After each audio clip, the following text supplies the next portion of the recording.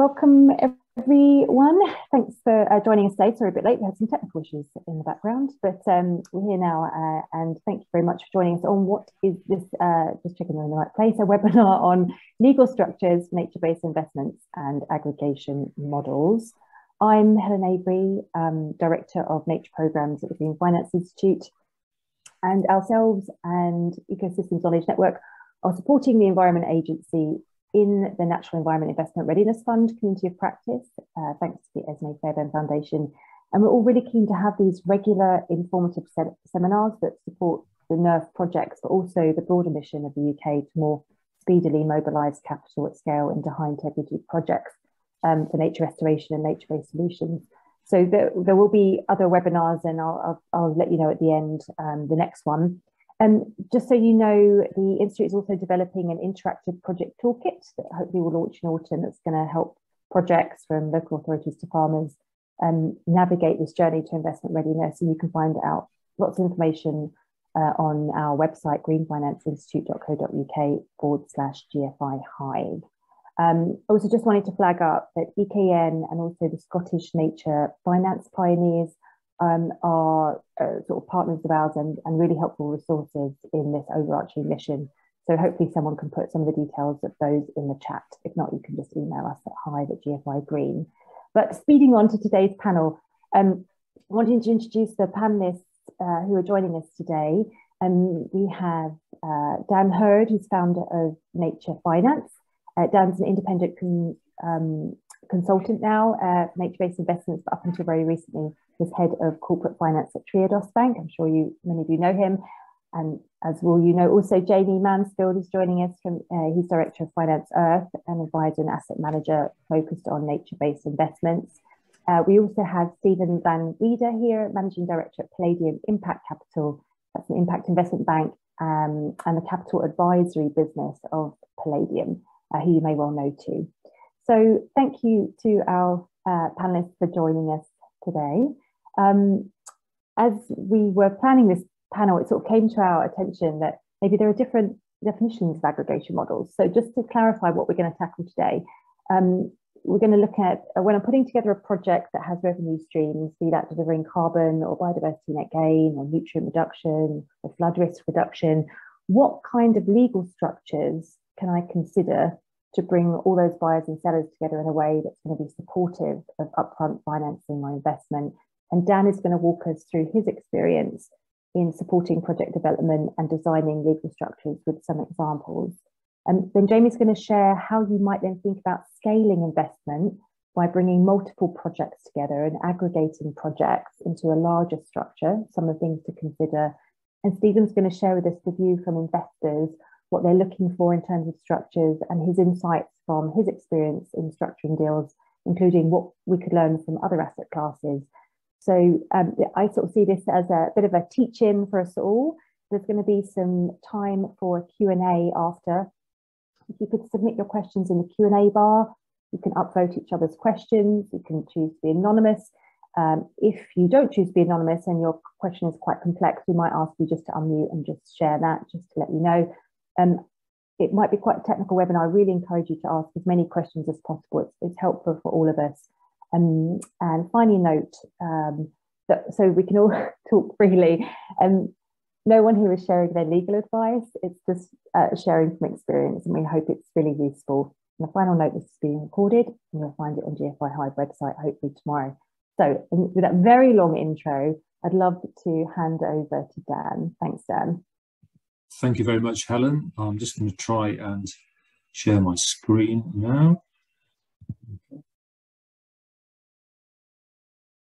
Hopefully that's working. Give me a nod, Helen. Yeah, brilliant. Thank you for that. Great. Yeah, so good morning, everyone. Really good to be talking to you about legal structures on nature-based projects. I'm going to try and keep my session brutally sort of informal. Because I guess, like a lot of you listening here, a lot of you are on NERF projects and sort of getting into the early stages and starting to think about how you start developing those projects and what legal structure you might use to deliver the project. And in a way, I'm in a similar situation. I'm advising on some of these nature-based projects, so I'm find myself researching this and giving advice to my clients as to what structure we should use. And the overall thinking really is there is no right and wrong answer, because all projects are different.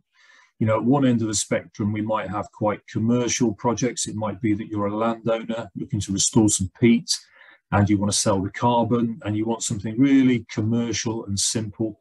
And it might well be that a simple limited company route is the right.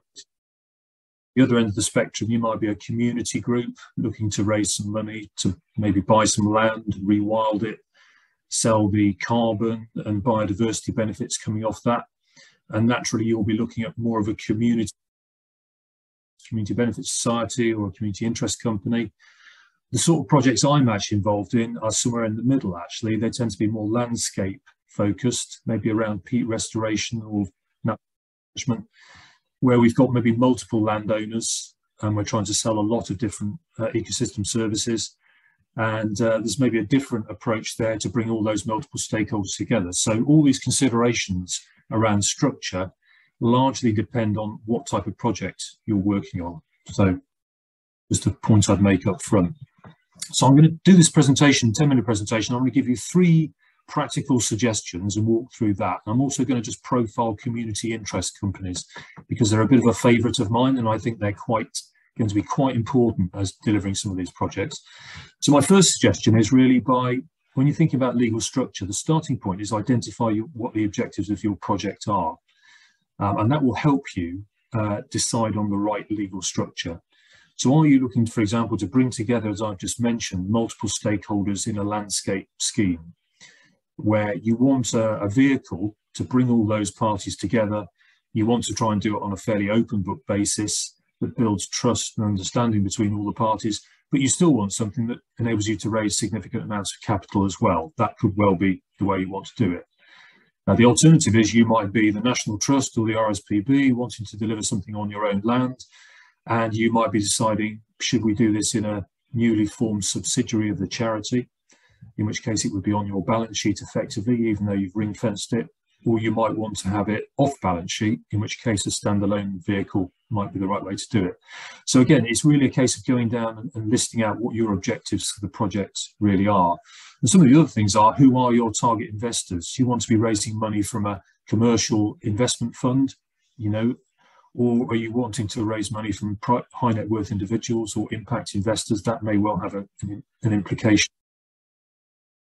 Legal structures allow different tax reliefs, so that might be important as well. What are your desired ownership and governance structure? Are you wanting to be the sole owner and make some money out of this venture? Or are you looking for it to be effectively a not-for-profit where any money that's made gets reinvested back into the project? So these are all quite important questions for you to think about up front. And I would suggest really listing all these down. Now, I'll give you a practical example of how I've done it as advisor on a particular project. And please don't take this as a standard to be used on all projects. This is literally a copy and paste of the one I did on the project I worked on, where we considered down the left-hand side what some of the requirements might be of our particular project.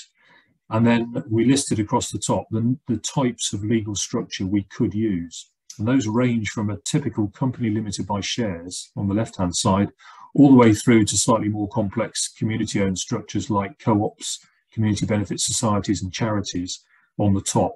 And really we did a red, amber, green to map that, and then had a really good look at it and sort of said, well, actually, which one of these structures best suits the particular project that we're working on? And this example actually comes from the Wire Natural Flood Management Project, which I'm sure many of you will have heard about, which I worked on with the Rivers Trust. And in the end, we decided to go down the route of a community interest company for the reasons I explained, that we had so many stakeholders. We needed something that was quite flexible, could take in private investment, but could be used as a very open book, transparent process. And because the project was being run by an environmental charity, we didn't want to feel that anyone was owning shares and potentially making money out of it. So we wanted all profits to be very visibly reinvested back into the catchment. That was just that particular project. That won't necessarily suit every project. There are some complexities around community interest companies, as you can see on this slide, but that for us was the best option for that particular project. So my suggestion 1 and 2, therefore, is do the research, do your red, amber, green. That will help what the right vehicle could be. Now, I just want to do a couple of slides in celebration, really, of community interest companies. A lot of people don't really know what these are, but they're actually a really flexible and useful structure, which sort of sit halfway between a private limited company and a charity. And the idea really is that they are structured as social enterprises with an asset lock. So they are as flexible as a limited company in that you can get one off the shelf at Companies House. You have to register it with the KIC regulator, but those are both very simple administrative tasks. So you can set one up incredibly quickly, you know, talking half a day.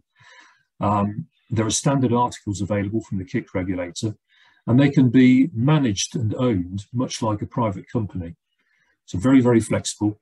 The key difference between a private company is there is an asset lock, and the asset lock can vary between a standard 35% of dividends and profits that can be distributed right through to the other end where you have 100% asset lock.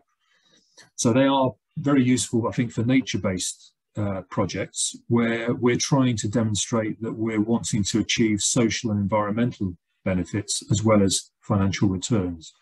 So I actually think they're quite useful, and a lot of people haven't really heard of them or don't really know how they work. So I would urge you, when you're looking at this, to have a really close look at community interest companies. Just go onto the KIC regulator website and you'll see all the various types on there.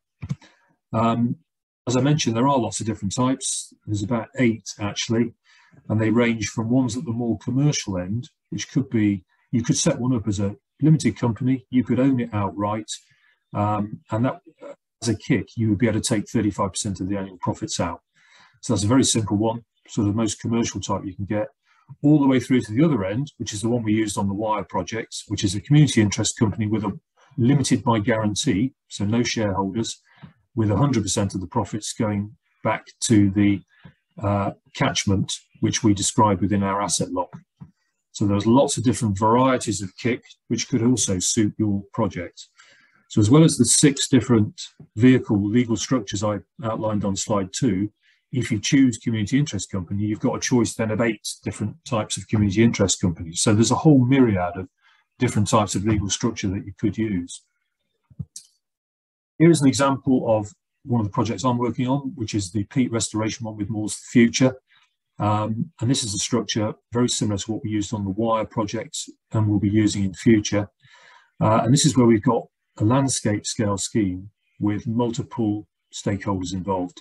So there's a number of different landowners who need to buy into this. So there'll need to be some sort of license arrangement with all those landowners to restore peat on their properties.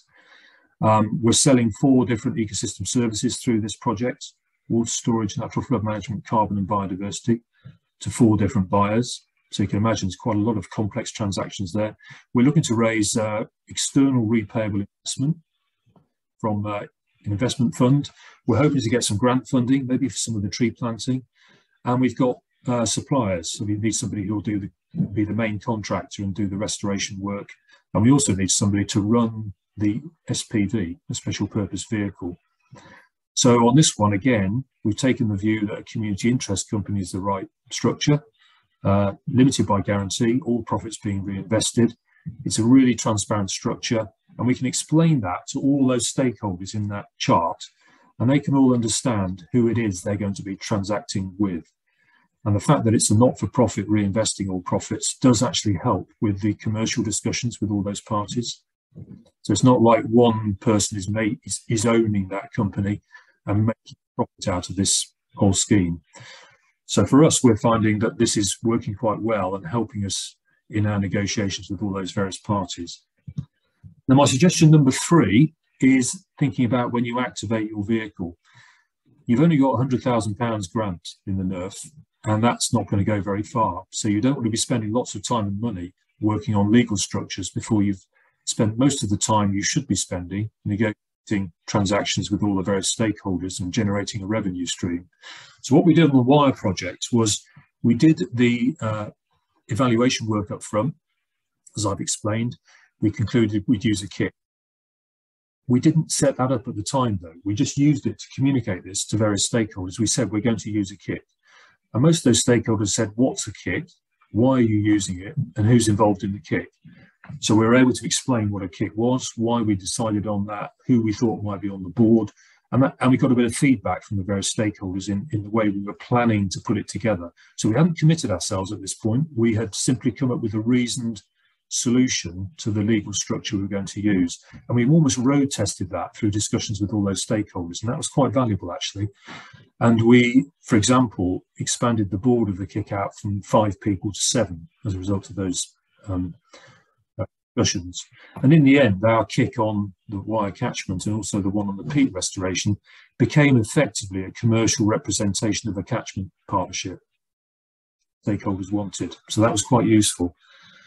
So I'd say you don't really need to set it up on day one, but there probably does come a point where you do need to set it up. And that happened on one of our projects where we actually had an MOU in there with a water company, and it was a non-binding MOU. We wanted the water company to sign it. And obviously someone from our side of the project had to sign it as well. And we felt at that point it would add credibility if we actually set the kick up and appointed some directors and we had a company number, etc. So that when it goes into the legal and commercial team of United Utilities, they can actually do a company search and see that we are serious and we've got a kick set up. So when we did it, we decided we'd do that, but we only appointed 2 directors initially. So we could be very fast moving and effective and effectively hold a board meeting by email between the 2 of us. So we could sign non-binding MOUs. And at that point, we opened a bank account. And those of you who are experienced in opening bank accounts, trying to open a bank account for a startup business with 7 directors is a total nightmare. It will take you months because the bank will look through every director's previous address and their NI numbers and things like that. If you've got 2 directors, you can do it really, really quickly. So these rather frustrating registration type things you can do with a couple of people and plan to bring all the other directors in later on. So that's just a bit of a practical suggestion about legal structures. Don't go all out on it on day one, even if you decide what you want to do. So a couple of final slide reflections and tips. Do the groundwork, think about the right structure for your project. You don't need to set it up on day one, but you need to have a justification of why you're using it. The optimum structure varies from project to project. Remember, the structure should follow the objectives of the project. You obviously need to have something. If you want to raise investment, it needs to be investable. But if you go back to this, that project is not investable because we're using a community interest company, and Jamie and Stephen will probably talk about this. That what makes that project investable is the quality of the contracts that SPV is entering into with all those stakeholders. The fact that it's a community interest company is useful. It can issue debt, but whether that's investable or not depends on the various contracts between the parties. So I think this is a useful 1-hour seminar to talk about legal structures, but there's probably an even more important couple of seminars, Helen, that we might want to do in future around contracts with landowners and contracts for ecosystem services, because they are probably more important actually than what structure you use. I'll leave it. My final apologies to any lawyers in the audience, but we don't want to be spending lots of money on lawyers. You can set a kick up yourself in half a day. It's all on the internet. And I'll leave it at that. Thank you so much, Dan. That's really, really helpful. And I can see a couple of questions already, including about whether the slides could be shared. I'm not sure whether they will be, but this is being recorded. So obviously you can just pop and see it on the website later and take your screenshots if that's easy. And thank you for suggesting some other useful webinars. We'll take you up on that as well. Thank you. Just quickly before we hand over to Jamie, so roughly how long can it take to set up a kick? I think realistically, say the actual setup is an application off the shelf company at company's house and a form that goes to the kick regulator, where you have to sort of do a few words around what the subject of your asset lock is. So on the wire catchment project, for example, we just came up with a paragraph that said any retained profits generated by the kick will be reinvested for the social and environmental benefit of communities in the wire catchment. And that was it. That was the asset lock. So nice and flexible. And then you appoint a couple of directors, put personal details in and do it. You literally can do it yourself. You might want to hire a lawyer, pay them a couple £100 to do it for you because they'll get it right. But the actual thinking around what you're doing doesn't need legal advice. I would say it's more of a commercial decision about how you want to deliver your project. Right, that's really helpful. Thank you. Thanks, Dan. Over to you, Jamie. Thank you so much. Brilliant. Thanks, Helen. So hopefully this fires up nice and easily. Just shout if that doesn't show, but hopefully, is that good? Yep. Excellent. Brilliant. Well, real pleasure to be here this morning, and thanks, Helen, for setting this up, and thanks, Dan, as well. That was a brilliant walkthrough of sort of looking at the different legal structures and how you can get there. So, just as a bit of an introduction, I guess, to Finance Earth and I guess who we are and what we do.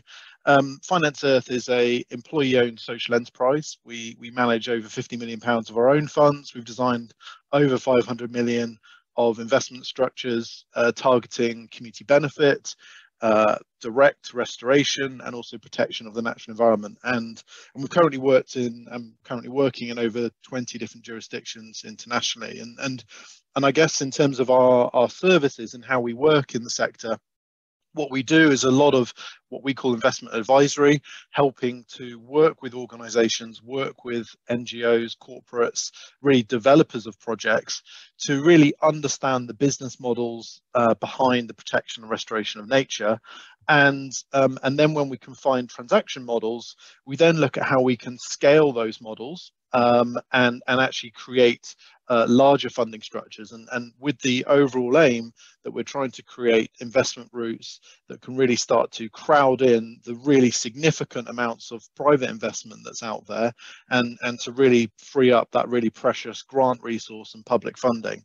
And so that's sort of baked into our whole way of looking at the world. And so this concept of aggregation is really critical, particularly for natural or nature-based projects. And one of the sort of key reasons there is that when you're looking at raising finance, when investors are looking to commit capital to a project, it actually costs money. It costs a certain amount of money to conduct the due diligence, to assess the risks, to understand the various contracts, exactly as Dan was saying. You know, even just looking at 4 ecosystem services out of that project, there's going to be a lot of different contracts that sit within that, and for an investor to actually unpick those contracts and understand the risks that sit around those, it's quite expensive to do that. And so what that means is that actually it's very difficult to raise private investment for very small amounts of funding. And actually it becomes quite expensive for the project. And so what aggregation helps us do is to bring together lots of individual projects and start to create sort of unified investment structures, which helps to sort of gives us scales of economies of scale. So on the left-hand side, you can see sort of an illustration. You've got an investor investing in 3 separate projects. And if you can imagine, these projects are unconnected, and the investor is effectively having to invest through 3 separate contracts. And so this is clearly a simplification. But then on the right-hand side, what we're trying to do is how can we bring those 3 separate projects together into an aggregated structure, which allows that investor to invest through a single funding transaction, and it allows those projects to be funded in a single allocation. And the benefit of doing that is it significantly reduces both the complexity from the investor's perspective, but also the cost. And so when we look at aggregation, there's really a spectrum. And on one side, so on the sort of the left-hand side of the screen, there's really this sort of informal, unincorporated forms of aggregation. And what I mean by that is where you have projects that might be working within a landscape, they might be adjacent landowners, and they will enter into consortia bids for particular ecosystem services. They might want to team up together to offer a particular nutrient reduction opportunity, or they might enter into contracts with each other to say, we will do similar activities.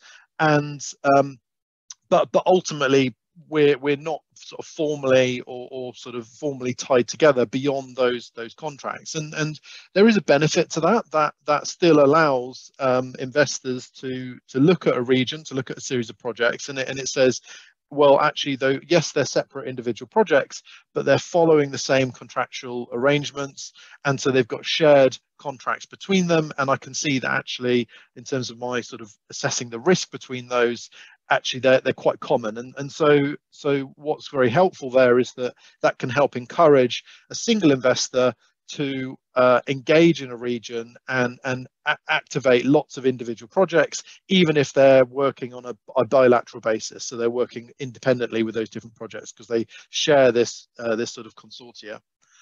On the other end of the spectrum, we've got this sort of much more formal, incorporated form of aggregation, and really this is where, and similar to what Dan talked through, this is where we start to create legal vehicles that actually bring together the different projects, the different cash flows, different ecosystem service models into a defined single legal entity. And investors then, when they commit capital, they're not committing capital to the end project, to the landowner. Let's say they're actually investing via the SPV, and that SPV, which owns and governs those projects, then distributes those funds through and activates. And so the governance sits at that SPV level. And so why this is quite important to sort of understand when you're thinking about aggregation is it does actually have an impact on the types of investors and the scale of funding that projects can start to realize. And so if we think of this as a bit of a pyramid, as a bit of a sort of a hierarchy, at the individual project level, we've got clearly these sort of independent projects, and so we've got individual landowners, and yes, there is the opportunity for those, as I've just said, that they could form informal aggregated relationships, but they are informal. The next level up from that is where we start to create these defined legal structures, so project special purpose vehicles, and these are legal entities. They can be, as Dan has really helpfully explained, there's a range of different types of legal entities, and they all have their sort of pros and cons for their application. But you can create a legal entity that can then own and control multiple of those projects. And then as we start to move up another level, we then start to look at what is commonly called holding companies. And these holding company levels starts to look at, well, actually within those project SPVs, actually there may be risks between a series of those projects that actually we want to ring fence in a particular project SPV. So let's say it might be within a particular jurisdiction, it might be within a particular catchment, or it might be a completely different type of restoration project. So you might be comparing a peatland project with a coastal project, and actually I'll come on to this in a bit more detail, but there are real considerations as to which projects you should be looking to sort of compile into that single project SPV. And so that holdco level starts to say, well, actually, let's bring those together and create another entry point for investors. So instead of the investors coming in at the project SPV level, they can come at a consolidated level that sits above those. And then finally, we start to enter into the realm of sort of institutional arrangements, and funds are one example of that. There are multiple other types of investment structures, investment vehicles beyond funds. But basically, these are structures that start to aggregate even at the holdco level. And so the benefit of this is it really helps to bring together potentially very small scale projects and scale them up into a level where you can actually get very significant amounts of capital demand, which from an investor's perspective makes it much easier to assess the due diligence and assess put those relative costs on. So if you then look at the sort of this pyramid and look at the hierarchy, there are rules of thumb, and it's important to recognize these are just rules of thumb because there's always sort of exceptions to this. But depending on where you are in that sort of tier and the structure does actually have quite a big impact as to who the types of investors are that you might be willing to target, and you might actually be able to invest into those projects. And so at that sort of foundational tier, at the individual sort of project level, often we're looking at sort of a friends and family, foundations, it's a sort of crowdfunding opportunities. There's also, there are increasingly sort of social lenders that are also willing to start to look at those sort of individual land projects. As we move up a tier, that's where we start to engage with impact investors. And so we're starting to get into a more sizable number. So we're looking in the millions, where investors are starting to assess that the sort of the risk, and that's typically where we see sort of family offices and also impact funds often investing in that sort of territory. And then above that level, in this sort of aggregated version of holdcos, you've got institutional investors and also fund of funds, and really they are looking for investments of no less than 25 million. But the benefit of their type of capital is that typically it's the lowest cost, and also it's often the longest term. And so it can be very well aligned to the underlying projects and the underlying asset classes that we're looking at. So just gives a bit of a recap. So why aggregate? Why are we doing this? So first of all, it is this whole point of it helps us solve for scale, and almost the nature of nature is that scale is not something it does naturally. It actually prefers to, it's much easier to replicate nature-based solution projects, and with that actually it lends itself really well to aggregation approaches. It also allows us, when we start to bring together different projects, it allows us to what we call optimize those cash flows. And what that means is where we have projects that might have very volatile or very lumpy income streams, there might be projects that actually have very consistent income streams. And when you bring those together, actually that might help make, on a combined basis, that might make that a much more attractive investment proposition, because the investors can see there's a more reliable cash flow when you bring those two different income streams together. It also helps with the overall costs setting this from the investment due diligence perspective, and also from a management perspective of the underlying projects. It can really help to create sort of portfolio governance, and that's really important when you start to look at really large landscape interventions, where you're starting to look at multiple different agreements, multiple different activities, but creating a unified vehicle that can bring all of that together and create a unified board that represents and manages that is also really, really important. There are cons, and so it's not to say to jump straight into, right, how do we aggregate? And I think it is important to recognize it is expensive, it can be complex to set up. And also it's really important before you jump into aggregation that you actually do have a pipeline, or you at least have a model that you can see that can be replicable. And so it's worthwhile pursuing this sort of approach that allows you to scale up these interventions over time. The other sort of key downside is that with that sort of unified structure, it can also reduce the sort of individual project autonomy, and that can all clearly have implications if you've got regional community groups relating to the projects, and that definitely needs to be considered as you start to look at how you can aggregate different income streams. So I'll just run through very quickly. So very similar to what Dan has just shown, if we take a sort of a single SPV project model, so we've got a board of directors that act as the sort of governing body. They set up a special purpose vehicle, as Dan has really helpfully outlined. That could be a community interest company. The key point is that it's a limited liability vehicle, and regardless of sort of choice of structure, the point being is that this is a vehicle that ring fences the investment risk. That structure is able to raise capital from investors, and that's what it uses to enter into the various relationships with the landlord, with the contractors, and then fund the activities. And clearly over time, it enters into sale relationships with buyers, and that's where the income stream ultimately can get driven from.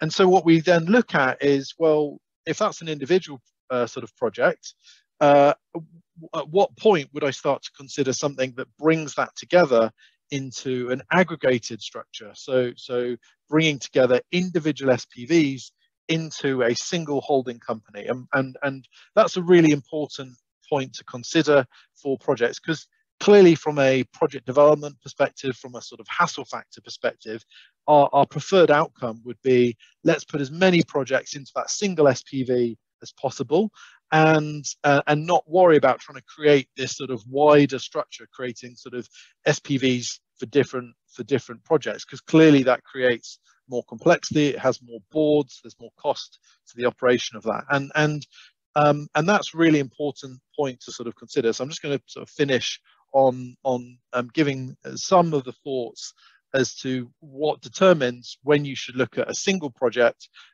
versus when you should a single project SPV versus when you should start to look at scaling up. So it's really important to recognize there's no fixed answer to this. It is a very case-by-case situation. But what you do need to look at is some of these sort of key points is, what are the project types? What are their capital needs? Do they have similar funding requirements? Do they have similar cash flows that could be complementary? Or actually, do the risks of those projects not work together? So for example, are the projects in a similar catchment? Could they be aggregated on a sort of geographical basis? Or do actually the projects make much more sense to be separated out on a per landlord basis, and you have an individual SPV per landlord? You also need to consider that once you've looked at the cash flow, what is the financing need of those, and do they need a similar type of finance? And often this is a really sort of key part to determine, should you allocate those into the same SPV or not?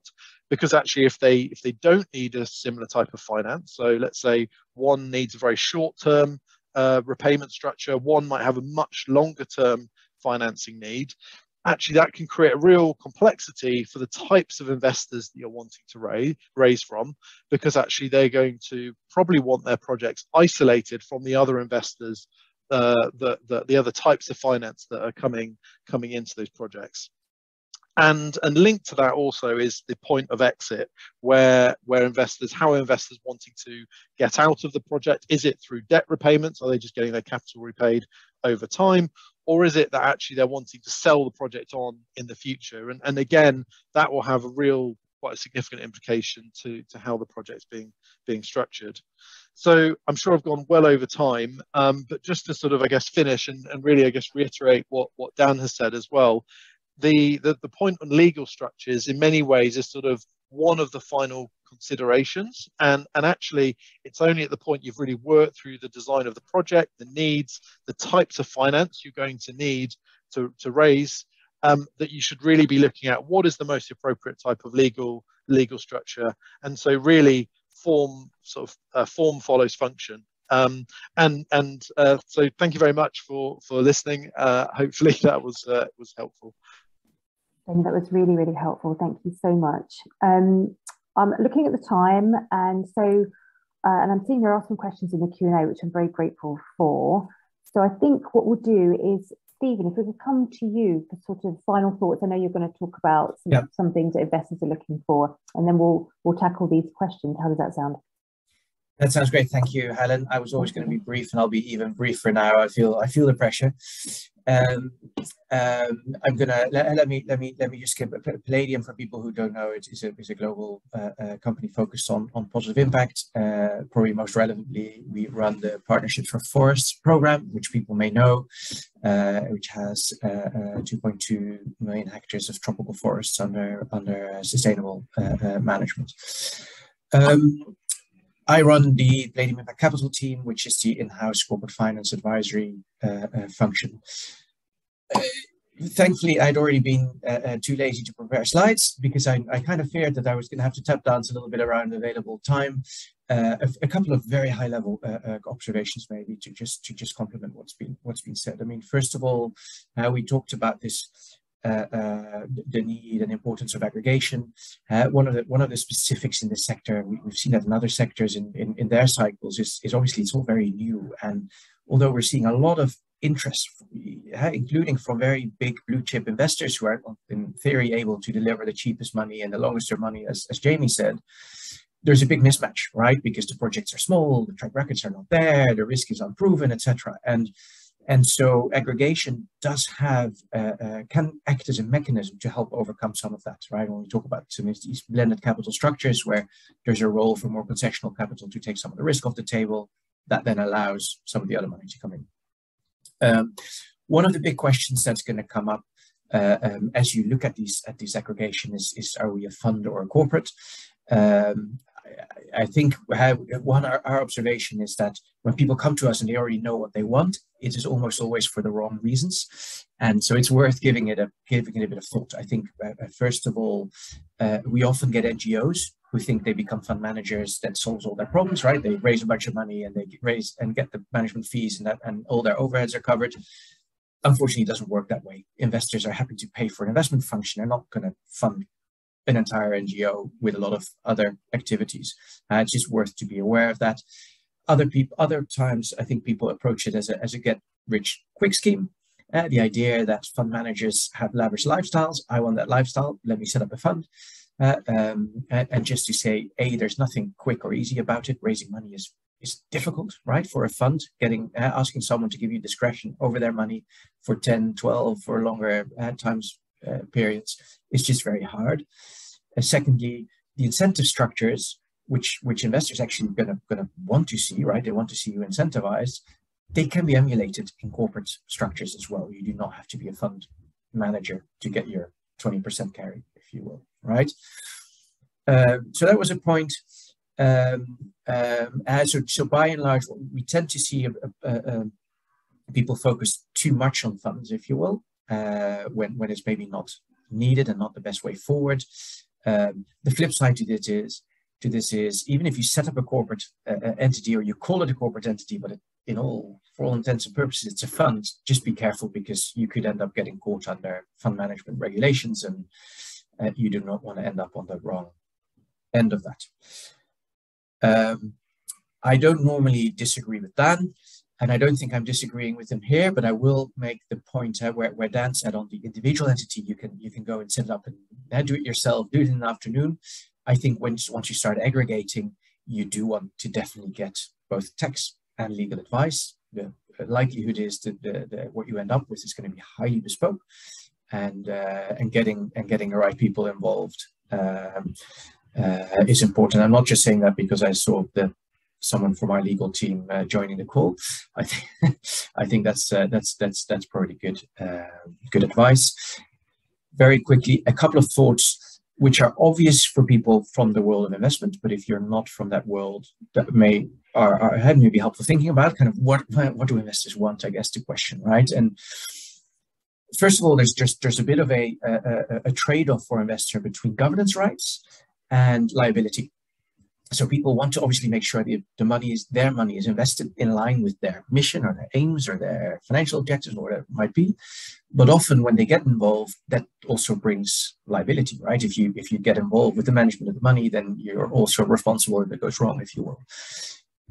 Fund LPGP structures, fund structures, what they offer is a way of balancing that, and partially that is by creating a very narrowly defined investment strategy, right? That gives the investor comfort what's going to be done with their money. But just know that in an investor's mind, that's going on, right? How do I get enough say without getting the liability?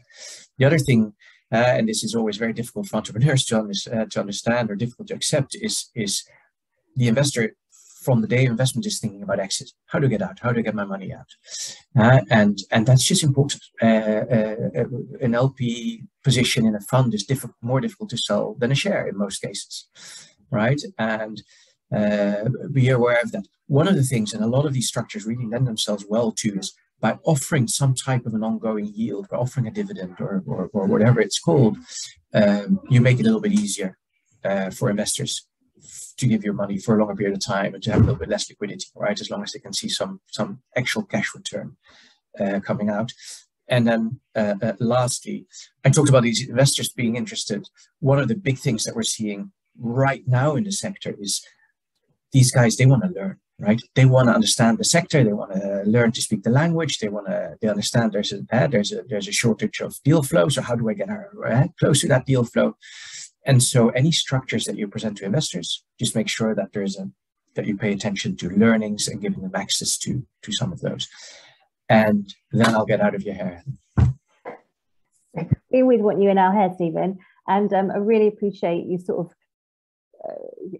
finishing us with the sort of higher level that maybe a lot of people listening just aren't ready for. But I think it's really helpful to know what's coming down the line and what investors are going to want now, even if maybe you're still in the weeds of sorting out your contract. So really, really appreciate it. Thank you, Stephen, for that overarching view. We have about 10 minutes and I'm looking at 8 questions at the moment. So we're going to do just quick fire if we can. If you feel like you can't answer this question in less than a minute, any of you, then we'll rejig it. And now there's another one, I can see 9. So I can see a couple of questions here around just some examples. Obviously really helpful for people if they can see a couple of examples. So Matt says, do any of our speakers have an example or a template, this is back to landowner contracts, they could share or put on the Hive? We are going to be building that into the project toolkit, Matt. I'll say we'll have some examples of these. But Dan, I see you sort of suggested that you have a couple of ideas to answer on this one. Sorry, I just thought you might come to me, Helen, on that, because I think the answer is exactly what you just said. We've obviously done that on the Wire project. We've got an MOU and a contract around hosting natural flood management interventions, and that's taken a long time to develop both those. So subject to DEFRA and ESME being happy to share that, which is the whole idea of these pilots, we can certainly do that. It's not ready right now, though. I know, I'm excited about potentially seeing it. Hopefully we'll see it. Thanks, Matt. Another example one from Colm. Are there examples of funds, institutional investment vehicles for nature-based projects currently running in the UK? Jamie, is this one for you?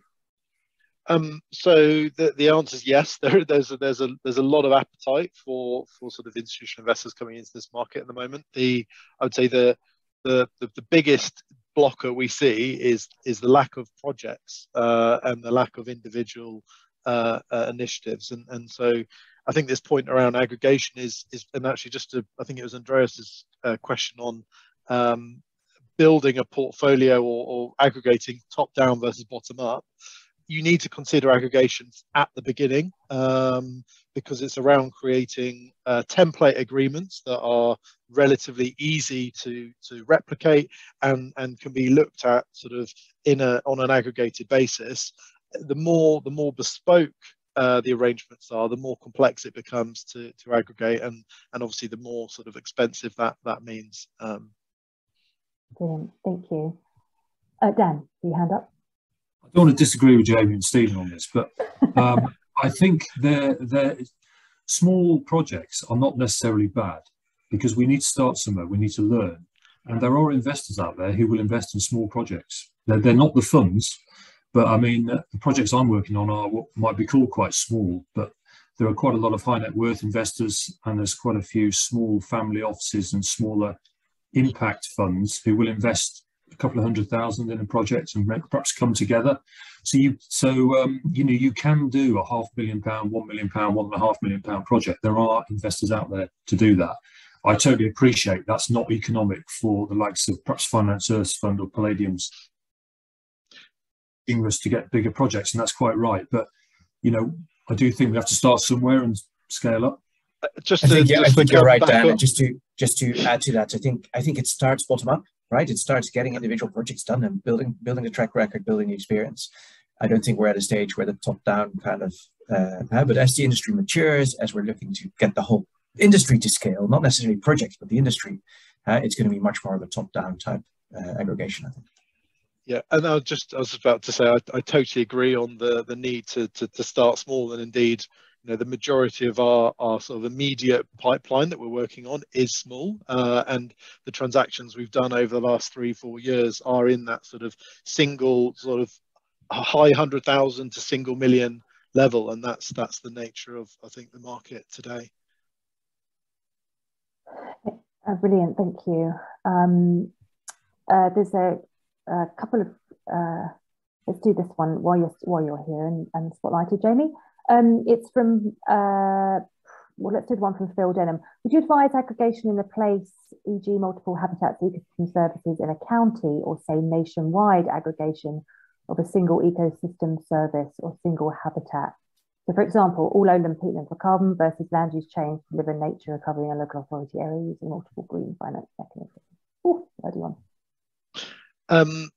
It really comes down to if those are the most sort of common risks between those. And as I said, there are sort of several factors to look at. I mean, we're very fortunate that we work often with some quite large landowners, and so we're able to sort of consolidate on a land ownership basis. But where you start to have sometimes quite fragmented land ownership, and you end up having sort of multiple lease licensing arrangements, you start to then say, actually, is there an appropriate size where we aggregate at a slightly lower level before we then bring those together? So I'm afraid there's not a straight answer on that. But I do know there are initiatives looking at just peatland. There are activities looking at sort of stripping out on an ecosystem service basis.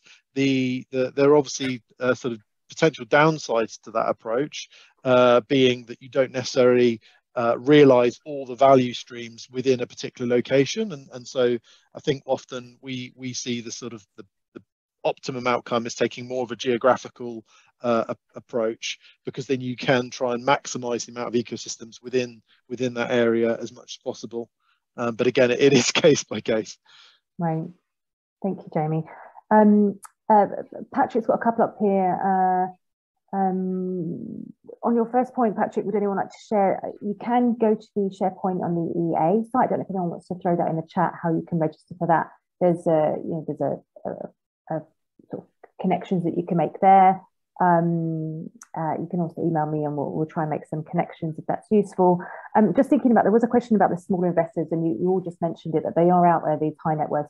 I'm wondering if maybe that would be useful for us, maybe just to figure out who they are, and if they want to go public, we can put together just on the Hive a list of interested parties for smaller projects so that people can contact them directly. I don't know if they want to do that, but we can see. Let's try and be useful there. Patrick also says, just one for all of you really, which ones are the most investor-liked ecosystem services at the moment? I'm happy. Or Dan, do you want to? Or just give me one and see if they're the same. Sorry, Helen, can you just say that again? The question. Of course, yeah. Sorry, Dan. Which happen to be the most investor-liked ecosystem services at the moment? Most investable ecosystem services. I think like those that investors are looking for. Yeah. I'll go first, actually, Jamie. But I think a lot of people are thinking about carbon. You've got to make a distinction between buyers and investors. There's a lot of large corporates who want to buy carbon. I don't call those investors. They're buying something. Investors are people who lend money and want to get the money back. So just quite useful to keep that distinction in mind. So I think when we're talking about investors, really, I think they're agnostic, actually, because the range of investors goes all the way from high net worth investors all the way right through to a fund run by Finance Earth or Palladium. So as long as there's a good commercial investable proposition which delivers nature benefits, I would imagine most investors are fairly agnostic. What you're probably looking for as an investor is a secure revenue stream that's going to ensure you get your money back. And at the moment, it's not quite there with biodiversity. It is starting to get there with carbon. I think some of the natural flood management, water storage, large corporates buying those sort of services, they are quite investable. So I think the whole market is emerging, and you're seeing certain ecosystem services gradually getting a bit more mature. I'd agree with that. I think there's I guess within the different categories of investors, I would say that within the institutional element of investors, there's a slight leaning, I would say, towards more climate or carbon related investments. But beyond that, I would agree with Dan that I think actually a lot of investors are agnostic and they still look at it on a risk by risk basis. And so we've got investors that are very motivated by the marine space, investors that are very motivated by sort of terrestrial restoration. There's a real sort of mixture out there, and there's sort of, as much as there's a spectrum of ecosystem services, there's a spectrum of investors and appetites that sit around that as well. Stephen, anything you're seeing your side you wanted to add? Yeah, I think fully agree with this. Where carbon was an ugly word even a few years ago, that's clearly gained a huge amount of traction of late. A lot of focus there, but I think the other markets are increasingly getting airtime. I think a lot of people looking for projects, wanting to get exposure and to learn. Thank you. So Dan, go for it. A very quick thing to add. What surprised me actually on a couple of projects I've been working on, talking to investors, is how the investors want to see some social benefits coming from nature-based projects as well, and how it's important to try to build that in. And that could be volunteering, it could be community engagement in the governance structure of the project you're dealing with. It could be job creation. In the Wye, for example, the Wye Rivers Trust have taken on 2 new full-time posts to deliver that project, which is brilliant green jobs in that catchment. So those sorts of things, bringing out the social side as well. So a lot of these investment funds, these impact investment funds, have a social and an environmental objective, and a really good project will deliver on both levels, as well as giving them their money back, of course.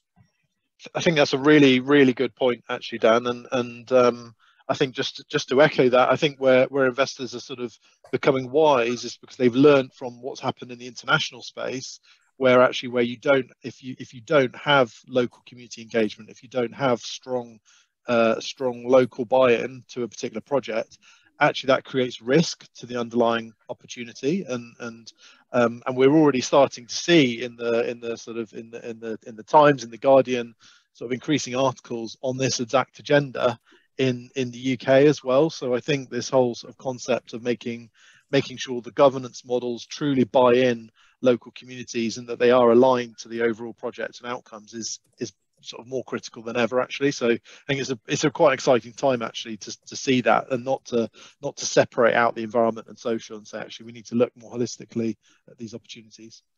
And I suspect there's room for a webinar on that, because I know our colleagues up in Scotland are really looking at this, and it's probably worthy of greater discussion.